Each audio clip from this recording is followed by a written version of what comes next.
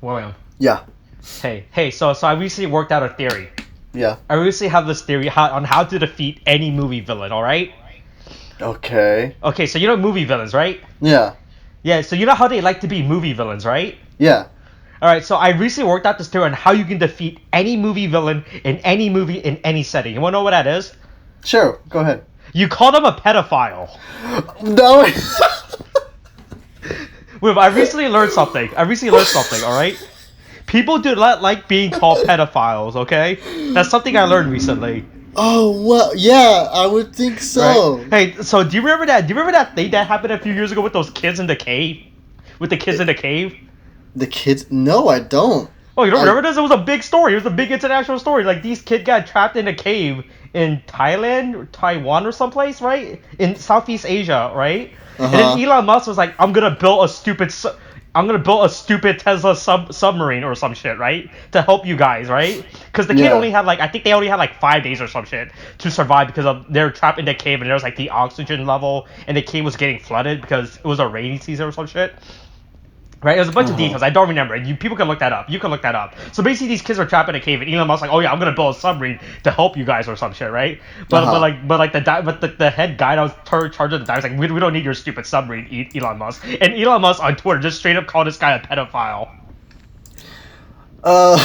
He said, really? Wow. Yeah, he was like, wow. Okay, I'm sorry that my cool Tesla submarine is too good for you, stupid pedophile, or some stupid shit like that. He called him a pedo guy or something. It was something really stupid, right? Jesus. Okay. Yeah, and they did a whole case and sort after that where that guy got real mad because Elon Musk called him a pedophile and everything, because it turns out that people do not like being called pedophiles, right?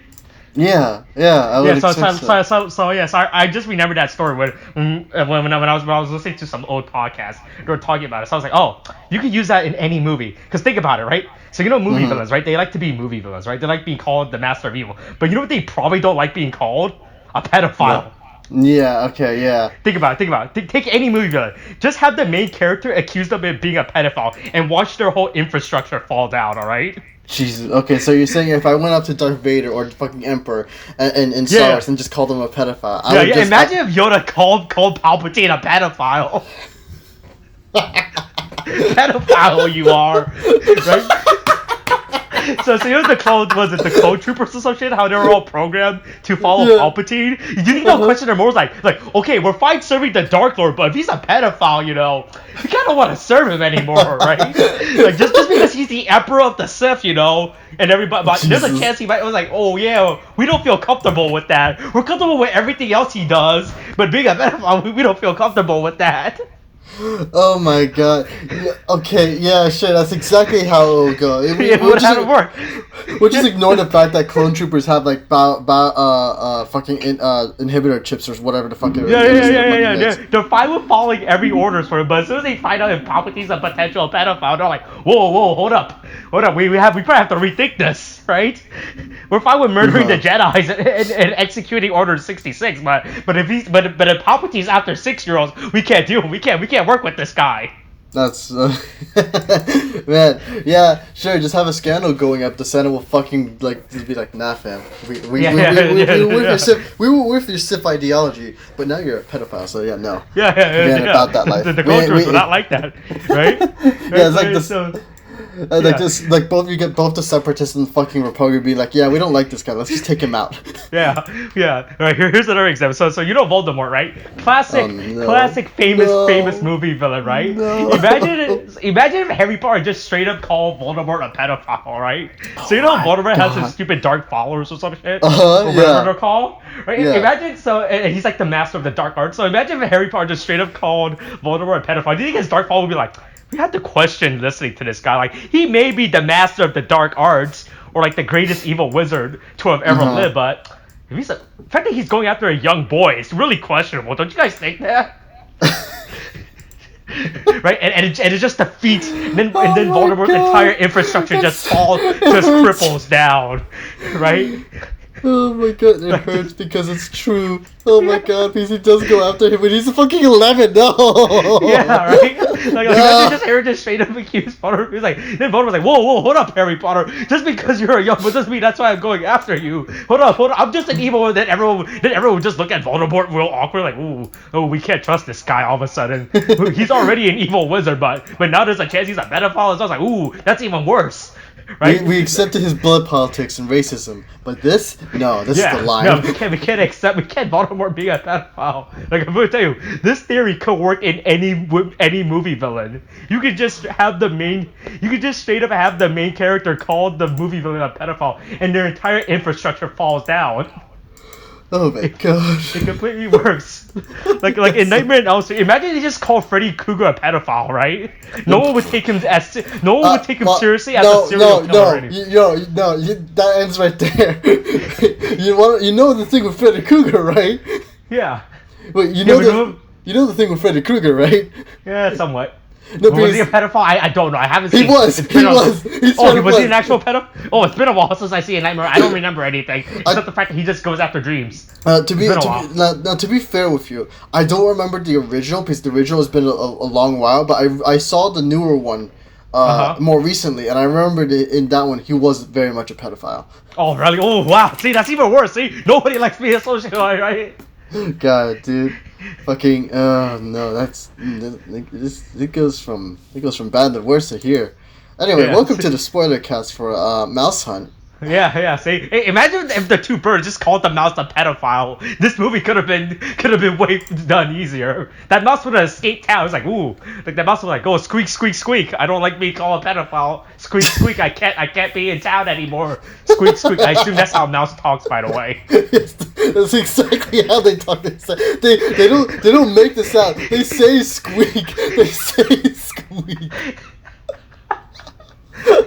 Oh my god. Oh no. Oh, hey, well, welcome to 90s week, alright? Or is that what we're calling it? I think we're calling it 90s week, sure. Or 90s month. As you know, we are currently living in a dark time, right? Yeah, We're currently in a sad time, and so the only way to escape this darkness is to go back to the innocent of our childhood where we were once happy. Right? Yeah, we start looking through the movies through rose-tinted glasses and wish for happier times. Yeah, the thing that no longer exists in our current age. No, just look, Austin. By the way, by your logic here, we could just look at the Dark Times and say, "Hey, Dark Times, you're a pedophile. Get the fuck out of here." Can we call the coronavirus a pedophile? Is that what you're saying? Yes, we can call it that, and then everyone's like, "Oh man, fuck off, coronavirus." And then the coronavirus like, "Oh everyone shit, would take the coronavirus seriously. Yeah. Because if people find out that coronavirus is a pedophile, everybody would take it seriously. Oh my god! And it solves everything. Apparently, it solves everything.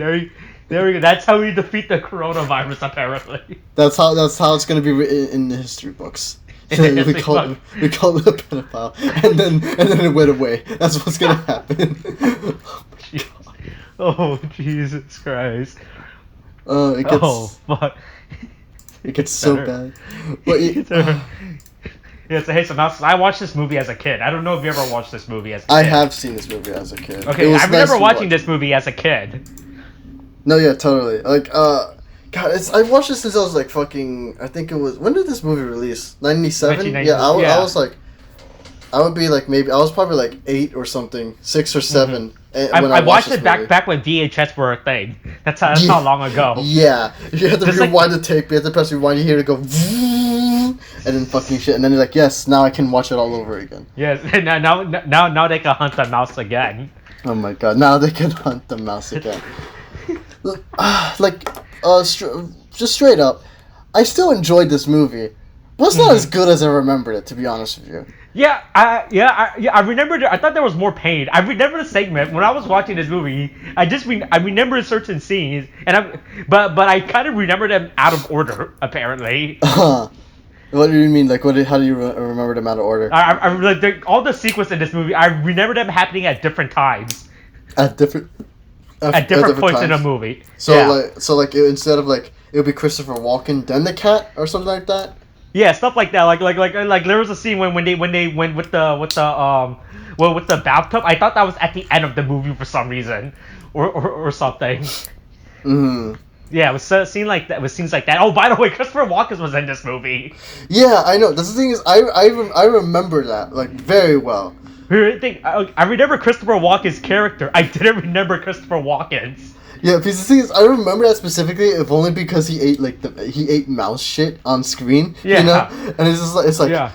And it's just like the oddest thing. It was the weirdest thing. And I remember him being like dragged through the fucking house, like through when the mouse had his cable attached to the winch, and him just getting his face blasted by all the fucking wood in the fucking house. Oh yeah, by the way, he should have died during that, but he didn't. Yeah, I know. That felt like something that would have ended him. But you know, it's a kids movie, so there you go. Is this a kids? Would you really call this a kids movie? I mean,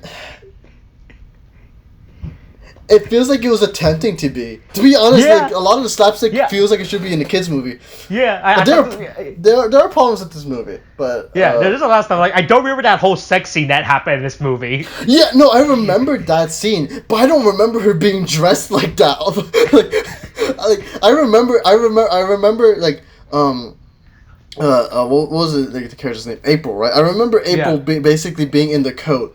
And I remember the guy dropping the yarn balls and then the painting, but I don't remember her being dressed like that. So it was like, like when I was rewatching it again, I was rewatching it with the kid, with the kids with my nephews and stuff. And we're watching that scene, and I see it, I'm like, this is okay. Thank God it's so fucking brief though. But then it's like when they're talking about the thing afterwards, and it just feels like. They kind of talk about it, and I guess for a kid, they would go over kids' heads. But I'm watching, and it's like, this is so weird to see in a kids movie, because this doesn't feel like it belongs at all. It feels like this is like borderline PG-13, you know? Yeah. It's like watching this movie. This movie felt like a kids movie up until that scene. Up until that scene, where it's just like, oh wow, this movie took a quick turn all of a sudden. Yeah. Like everything in this movie was completely. I guess you could say kids friendly. I guess up until that scene, like there was like no one was dying. Well, except for maybe the dad that died at the beginning. But other than that, no one was like actually dying. God, dude.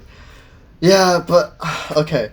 So beforehand, I mean, maybe do we want to give context, because we're already going into the movie a good bit. I don't think it really matters. I mean, context is always useful.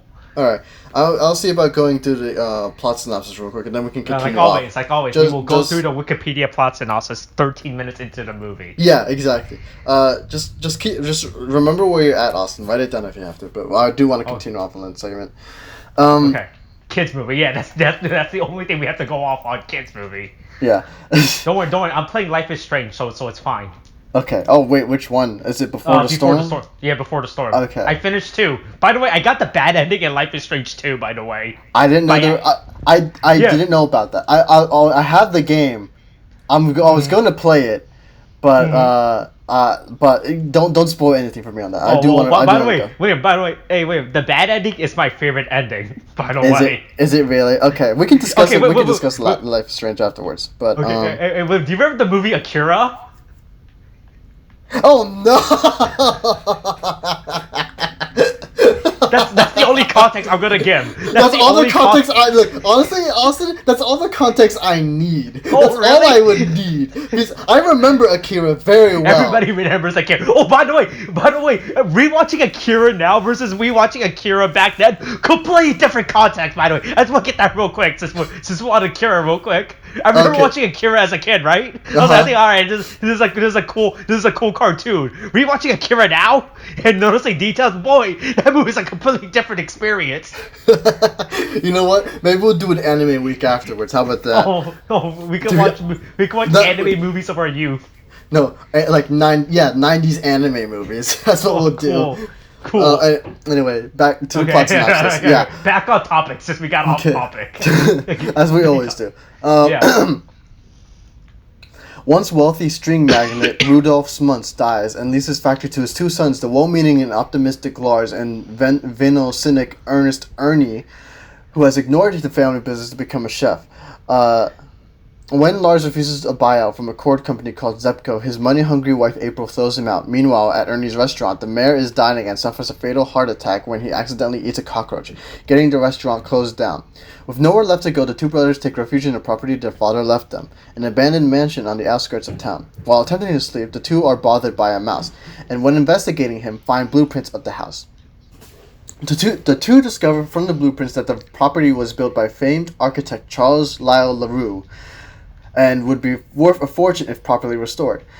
Ernie and Lars decide to restore the property and auction it to recover their lives. During the renovations, the two destroy the mouse's home, prompting the mouse to take revenge and sabotage their construction efforts. Conventional method. That's kind of... That never occurred to me as a kid that the mouse was taking revenge. I thought the mouse was just an asshole that lived there. You know what? That's fair. When you're a kid, you wouldn't recognize that. But I was watching this, and I was like, oh yeah, now I get what the mouse is doing. Yeah, now I get why the mouse is causing them terror. Because as a kid, I literally thought this mouse was just an asshole, and then at the end they just become friends all of a sudden. Yeah. So I never connected that. I never realized it was because they destroyed their house. But that mouse lives better than any of us, by the way. Look, it does live better than any of us right now. My God, that mouse had his life set. I know, totally set. He had everything in that house. Yeah, he had a fucking bed. He had food everywhere. He had a fucking picture. He had his own room. That's what gets me. He has his own room set up. He has a personality. You can see because he wants to go to Hawaii or something. He has a lamp. It's like I wouldn't be like he's basically Jerry in real life. You know, from Tom and Jerry. He's basically Jerry. Oh my God! That Tom and Jerry movie still coming out, by the way.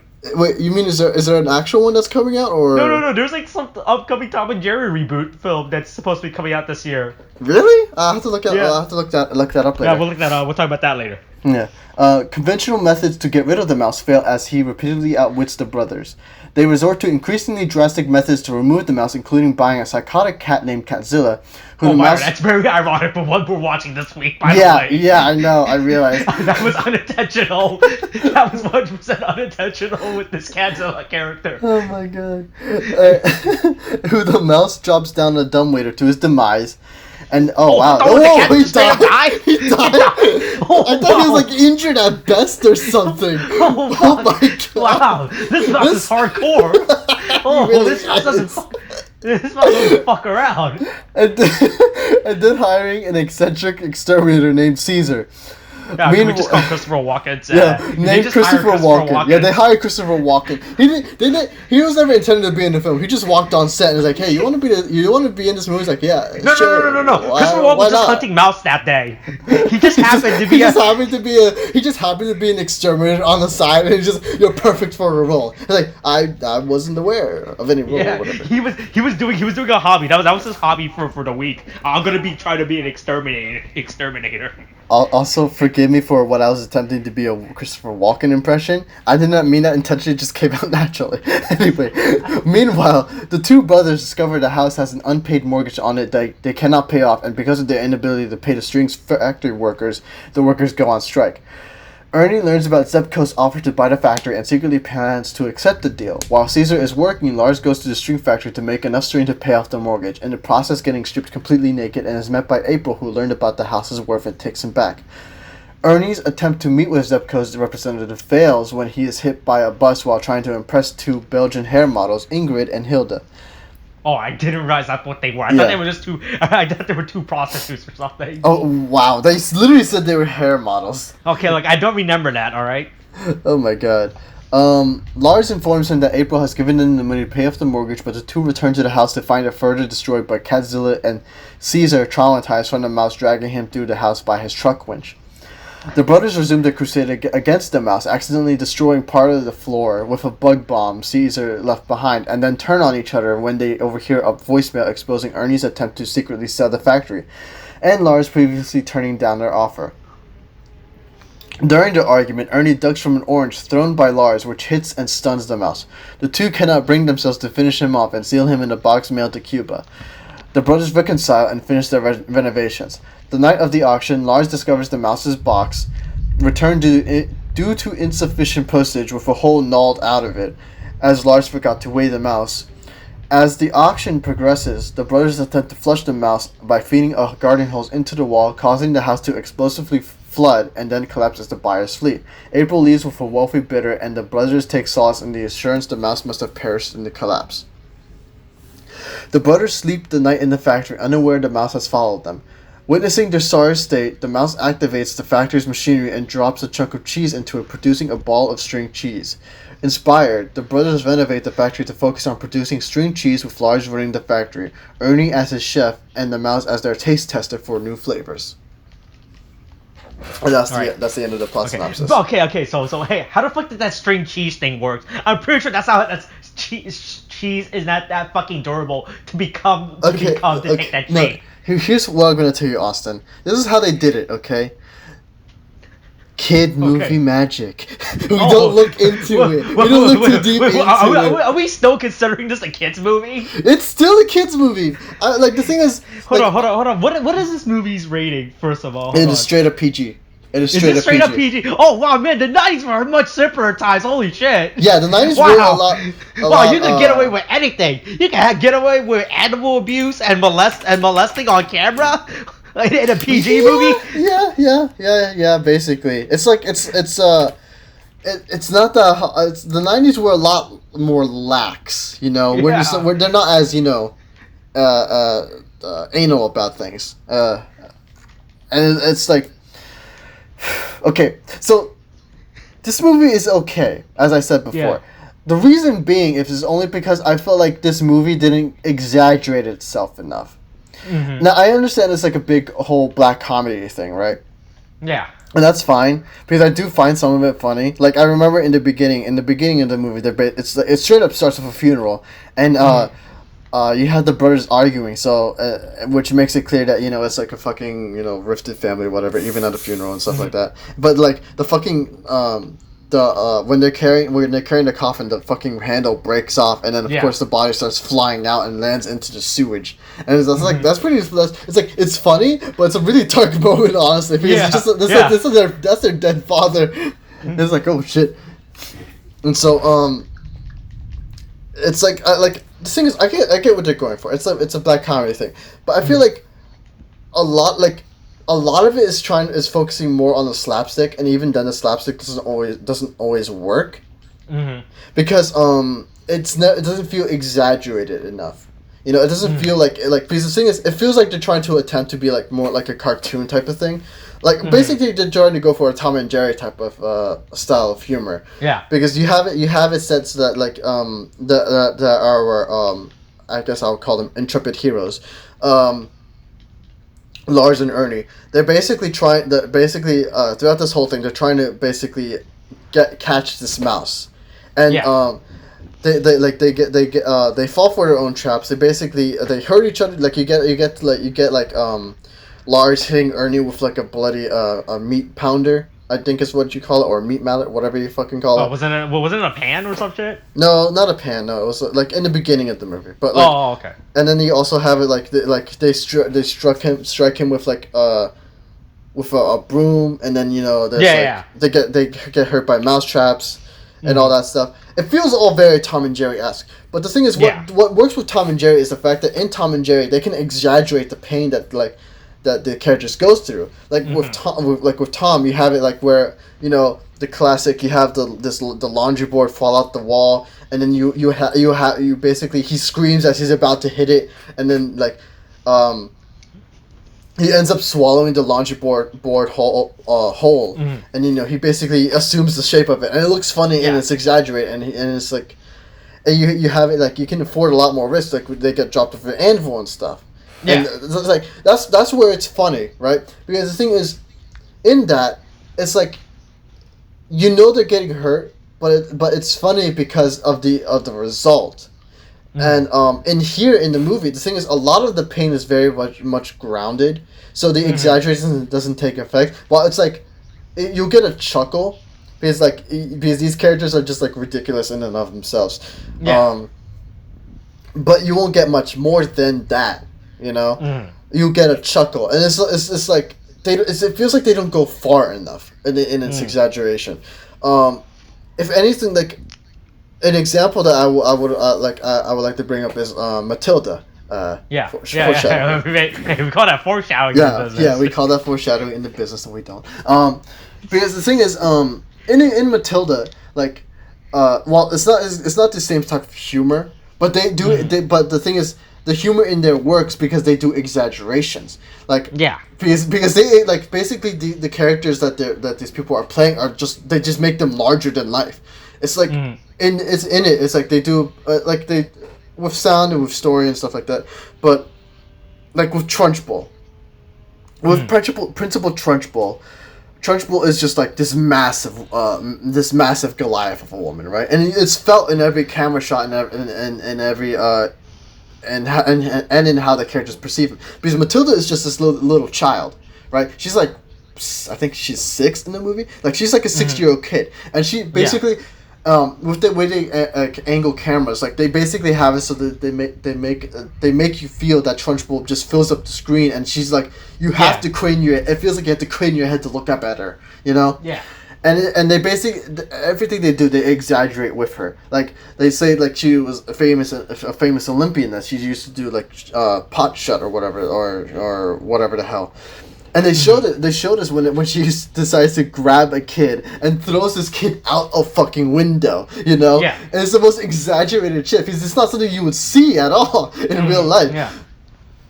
And it's like they'll have Trunchbull grab a character by the pigtails and they start swinging her around, and it feels very much, it feels fake and exaggerated, but you laugh at it because it's just because of how ridiculous it is, you know. Yeah. And that's why it's like, and like it feels like in that it's exaggerated, and the characters don't really, they're not worse for wear whenever they go through something, but in here it's like. They'll go through something similar, like with like Christopher Walken's character getting dragged throughout the goddamn house. Yeah. But it's not, and it doesn't. But it never feels like it never hits as well. Like I'm certain, like when you're a kid, you kind of find it like, I don't like as a kid. Like I enjoyed this movie. I like this movie, and I still like it now. But I don't like it as much as I did before as a kid. Because as a kid, like. It was just fascinating to see this kind of stuff in a movie. It's not something you see anywhere else, or at least from what I can recall, because I haven't seen a lot of movies that at least attempted something like this. You know, the only one I could think of is Who Framed Roger Rabbit. But even then, they're able to exaggerate it because they're in a cartoon world, and so that kind of excuses the physics of things. But in here, it's like. It's so grounded in the reality of basically our reality. Like the exaggeration of everything just doesn't hit as well, you know.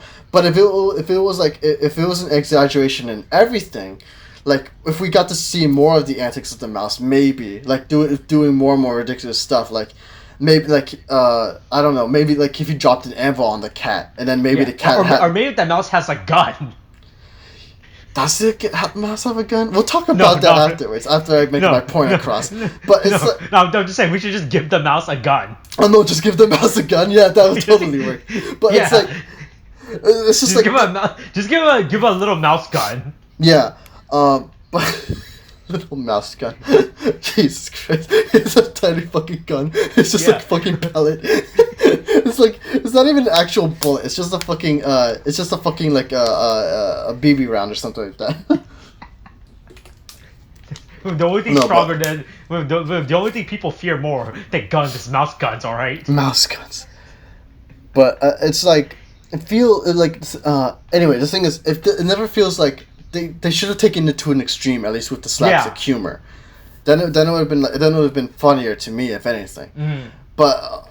It's like they're trying to do two things here. They want the slapstick comedy, but they don't go too far. They go, maybe it just feels far enough, right? But it's just like, but they also want to tell this story where basically the story here is basically you have two brothers who are just kind of like they kind of have like a falling out, and there was this interesting moment when after they destroy part of the floor with the bug bomb, and they turn on each other. You have this interesting thing where, like, you know, basically Lars was always the father's favorite and stuff, and then but you had this thing where Ernie's like he's a chef, but he never felt like he was a part of the family, which is why, you know, he's like doing his own thing, and it's just like he always felt like Ernie says to himself that he always felt an outcast. It's like this one moment, like it felt like you get some genuine human emotion here, like at least from what I saw, and it was nice. But then they kind of they kind of back away from that, and then it goes back to the mouse thing and the slapstick and stuff. But it's like they had a whole bunch of this character stuff that feel unresolved. Yeah. Because by the end of it, it feels like they say they just have it like when they stun the mouse, there's no real proper apology or anything. They're just through the camera lens that we see that they reconcile. Like they just go back to rebuilding the house and stuff. But we don't get any proper apology. You don't get any type of like them building a bridge with each other, that kind of thing. Which is like, it would have been fine if I felt like they should have at least done. Because by the end of it, we have it so that all three of these characters are working together, the two brothers and the mouse, Yeah, they became friends real quick, by the way. Yeah, they do become friends real quick, especially after they all try to kill each other. After they all try to attempt to kill each other. Yeah, and it's just like, there's no real proper resolution to these things. They just kind of happen. Yeah. And a lot of the movie is more focused on the slapstick rather than the story that's kind of allows the slapstick to happen. And I'm fine, and I would be fine with that if it wasn't for the fact that the slapstick feels tame. It feels like it should have gone a lot further, but it doesn't, and it would have benefited from that. Like especially like in something like Matilda, because the Matilda exaggerates the humor of things or the actions of things. Because it would have been like it would have been a completely different tone in Matilda if when you have Trunchbull grab the girl by the pigtails. That you see the girl like basically caterwauling, I believe is the term. Basically crying out loud with tears like streaming down her face as she's being thrown around, and maybe when she lands, rather than having just comically sliding through the flower field, you have it so that she just ends up like she looks hurt and bruised and stuff like that. That would have been a completely different tone. And while it's like if that like in that scene, like in the original scene. Like where they exaggerate the effect and basically no one really gets hurt. It feels like it's like you can laugh at it because it's like it feels appropriate to laugh. But in here, if in what I just described, if it looked like maybe if she lost a few hairs or something, right, and then she got like maybe she slides through the field, but she doesn't slide through it comically. She ends up in a tumble and a roll or something like that. And then maybe she got like bruised and she's crying as she gets up and stuff. That would be a completely different tone. And if the director of that movie was saying, "Yeah, this is you can laugh at this now," I wouldn't feel like laughing at that because you saw a kid get hurt, Yeah. And then here you see people get hurt, and it's just like, in most cases, it's like in some cases I find it's fine to laugh, but it's like with Christopher Walken, as I bring him up. You have him dragged through the house, and then it's just like you have him dragged through, and then you basically see on his face is bloodied and stuff, and he's just kind of stunned, and I'm like, and then you have this moment where basically because you have Christopher Walken who basically eats some shit from the mouse, and the mouse decides like as a funny kind of thing he kind of poops he poops on like Christopher Walken's chin, right, and it's just like. At this point, I'm like, am I supposed to laugh at this? Because it's like I would like to find this funny, but it feels like you just put this poor person through like a fucking like a ringer, and it just feels like I don't want to laugh at this. But like it works. Like the thing is, it works when you want to laugh, and the thing is like. In one moment where I did laugh is basically right after like the Caesar and Catzilla, you basically have Lars and Ernie basically trying to kill the mouse again, and you have this moment where the mouse is going through the chimney, and then basically Ernie is going through the chimney, but he's stuck, and then you have the mouse open a gas valve, and then you have fucking Lars light a match, and basically have it so that Lars ends up propelled back. But that's not where I laugh. The part that I laugh is where they actually exaggerate the effect, where they basically have Ernie fly through the chimney, throughout the chimney, and fall into the bloody the frozen lake, and he goes down into the water, and then he ends up in the tub of the hot tub, and he's just basically sitting by the cardboard lady, and that's funny to me because I'm like, Like, that's the moment I felt like I could laugh, you know? Mm-hmm. But then it goes back to Lars, and then you see him, and it just feels like, and then it goes back to him being hurt. Yeah. And then it's just like, it never felt like I could laugh with him. Yeah, because there was nothing comedic about the way that he just got crushed. So they set up the joke, they executed the joke, and the joke with Ernie of him falling into oh god, I'm dying. Yeah. Into the tub is funny, but the way what they had it with Lars, where he just falls back and he just gets crushed by the cabinet, I think. Yeah, the cabinet. Yeah, we'll call it the cabinet. Yeah, and it was nothing really funny about that. It was like no real fun joke. Yeah. That came out of it. Yeah, and that's the thing. If they embraced what they were trying to do and tried and exaggerate it to, like, because they're attempting a cartoonish kind of effect that they're trying to go for here. Yeah, like another one. As I'm skimming through the movie real quick, was with the mouse trap. Was how like when the mouse was like how they trapped themselves in the room and everything, and then the next morning, we're gonna get the mouse, and then the mouse like navigates through this entire fucking death trap, and he goes through this fucking whole fucking Olympic stunt just to get and then it sets off like the whole chain reaction and everything. Yeah, that was funny because it's like. But if anything, it's not the worst. It's like no one gets seriously harmed, and they all land in the mouse traps, and it's just like they have it for some reason they decide to move forward instead of just moving away from. They're like, man, these mouse traps, we should move towards them instead of away. Yeah. I mean, if anything, for that, I feel like they couldn't come up with a believable way for the characters to actually move forward, so they just have them tumble forward. You know? Yeah, like that joke was great. That joke was fine, you know, but it's like everything else. It's like it feels like it's taking itself a little too seriously, you know, or at least it doesn't feel like I should be laughing here, you know, and that's kind of like, especially with like the whole Cadzilla thing, like they have these subtle things, these subtle black comedy moments where they basically they call it gassing these cats, but when they're euthanizing them, right, and it's like this whole, it's dark and dreary. It's just like. I'm not certain whether they'd be laughing here, because the thing is they set themselves in a way that feels like it's too grounded in reality. I'm not sure whether to laugh. And again, that's the whole problem with this movie. Yeah, but it's just like it doesn't know whether to exaggerate itself or to just kind of take itself seriously, and so it kind of tries to do a bit of both, but it fails in either prospect. Yeah. And so it's like you basically like in that's kind of the big failing of this movie. And there's also the thing where these characters, like the character resolutions are just happen. They have no real believable build up to it, and that's kind of it. But otherwise, that's honestly it. It's just like I enjoy it. You can watch it with the kids. There's not going to be any real harm with it.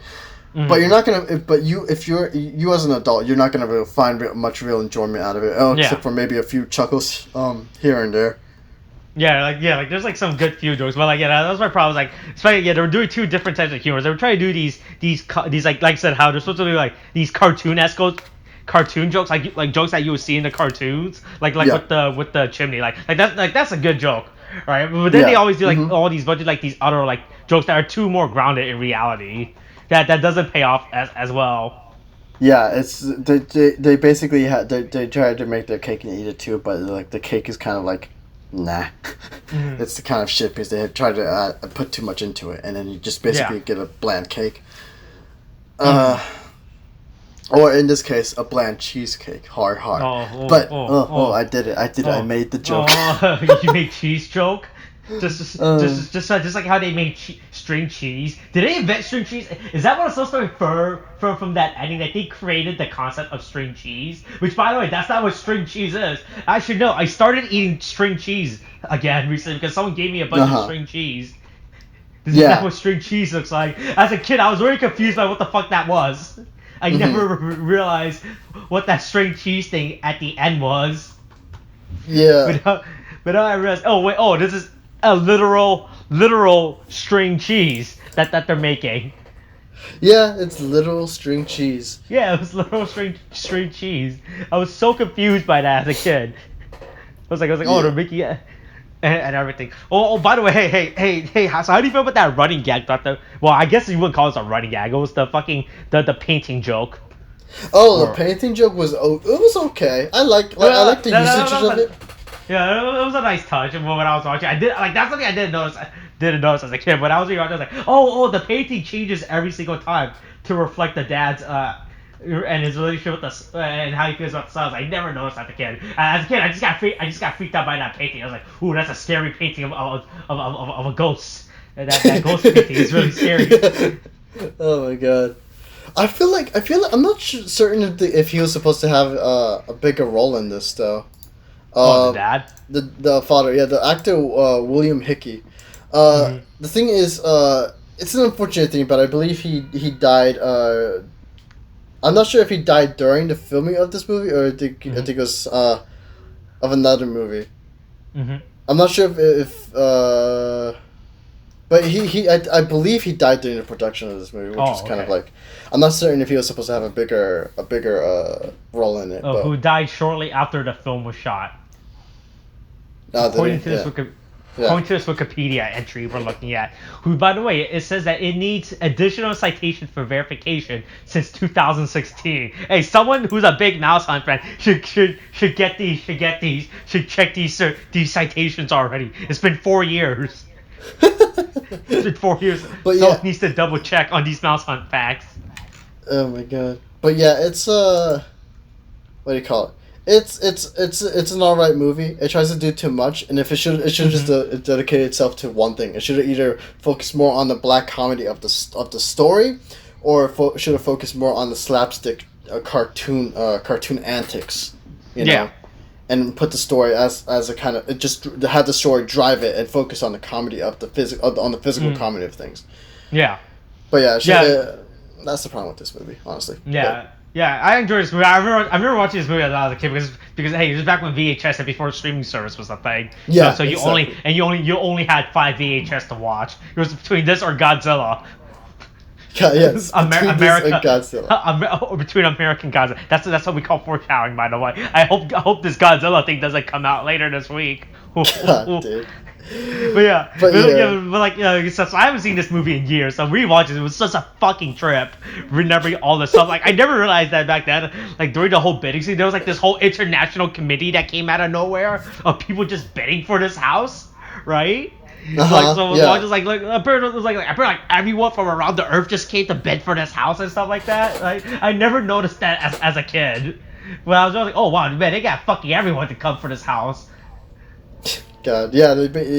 That's the thing. Like, I think that's also a problem with the movie. The story's not very clear, at least when you're a kid. But while watching it now, I'm like, oh, that was what was happening in this movie? Yeah. I always thought they just hated the mouse, and I guess they just became friends at the end. I don't know why. Yeah.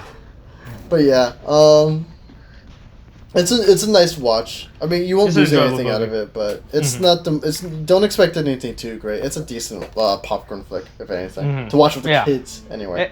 Hey, but I don't think this movie ever got released on Blu-ray, by the way. Hey, release Mouse Hunt on Blu-ray already, DreamWorks, you cowards. Hold on, I'm about to look that up now. Has this movie been released on Blu-ray? I think it did relatively well, right? Oh. It says here. Let's see. It's been released on DVD. Okay, it's on Amazon Prime Video, by the way. It had a budget of $38 million, surprisingly. And it had 122.4 in the box office. Oh, it did get released on Blu-ray. Okay, never mind that. According to Blu-rays.com, surely the most trusted site for Blu-rays. Yeah.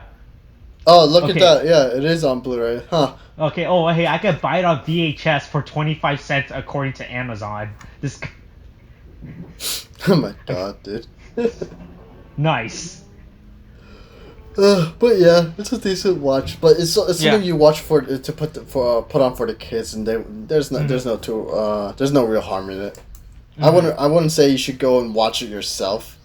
But it's like, if it's something that if the kids want to watch something and they basically watch every Disney movie or whatever, You can put this on. Yeah. You can tell them this is a Disney movie. This is what the mouse from Cinderella does on the weekends. Yes, exactly. They just travel to another dimension and live in. Yeah, even though this is a movie by DreamWorks. God, dude. Oh yeah, that's true. But yeah, that's really it, honestly. Yeah, that's it. All right, I enjoyed this movie. This movie was a fun watch. A lot of stuff are changed in perspective once you after rewatching it after fucking 10, 15 years. Like I haven't seen this movie since I was a kid.